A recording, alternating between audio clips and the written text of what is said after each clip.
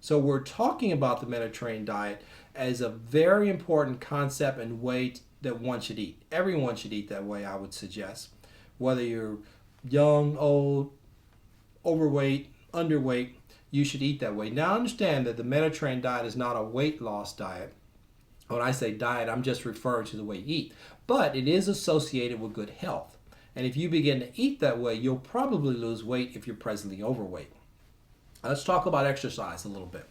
Again, we're talking about some of the treatments for Alzheimer's disease and prevention. Again, I think prevention is the better key. It's always better to prevent something than wait until you get it. Now, when we're talking about prevention, eating according to the Alzheimer's diet, eating according to the Mediterranean diet, even at a young age, even starting your children off that way, I think is an important thing to do. Exercise is also important. Now we need some aerobic exercise. That's something that's going to get your heart rate going, and I want you to get it going for at least 20 minutes.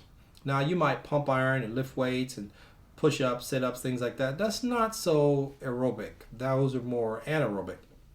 Those are going to get some good tone to your muscle, good tone to your chest, your belly muscles maybe, but it's not going to do a whole lot for your heart. Now, to get your heart going, we have to do something aerobic. That would be a stepper, a walking, a rowing machine, the exercise bike. Things like that are going to get your heart rate going and keep it going and get it going faster and faster.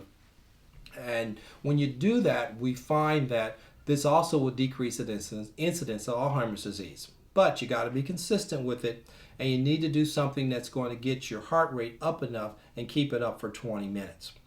The important factor here is that when you're talking about exercise, it needs to become a routine.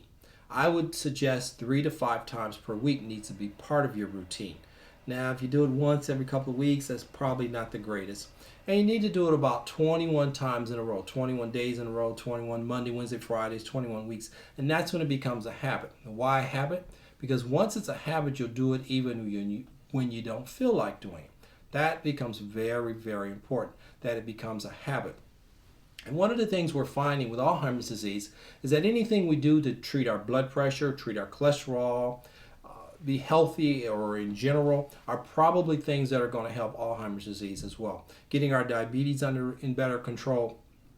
We just don't know because there's so much we don't know about Alzheimer's disease, but we think that anything we can do to help treat your diabetes, your hypertension, preventing a stroke, preventing a heart attack, any of those things is probably going to also be helpful in preventing Alzheimer's disease.